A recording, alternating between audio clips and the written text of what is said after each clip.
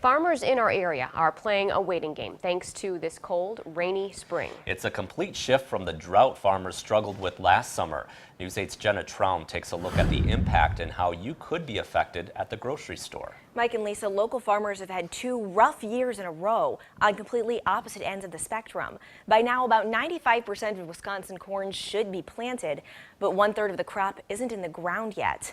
And some farmers are afraid they're running out of time. West Salem farmer Ernie Huffman still has about 1/4 of his corn crop to plant. We got about 40 acres to go yet. But it'll have to wait. Just don't work the ground when it's wet. You just gotta wait till it's dry enough to go. As of the beginning of this week, just 64% of Wisconsin's corn crop has been planted. This time last year, we were at 93%. This is the latest we've ever been for planting corn. We'll end up running into June, and that's not normal.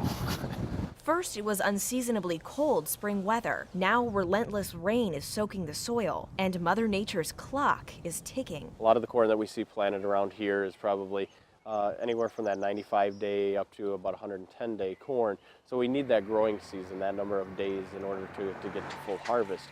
And so there's always that concern on the back end of when is the first frost going to come and how long are we going to need.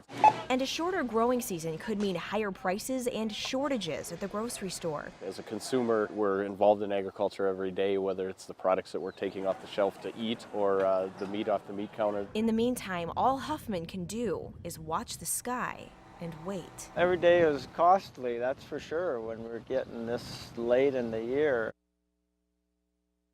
Initially, record-setting harvests of corn were expected for this year because of high demand for livestock feed and ethanol. But our local UW Extension agriculture agent tells me that all depends on whether the corn actually gets in the ground. He tells me the planting season could still turn around if the rain clears up, but it's got to happen soon. Thank you, Jenna. Out of a list of 18 states that make up a majority of the country's corn acreage, Wisconsin has the smallest percentage of its crop planted.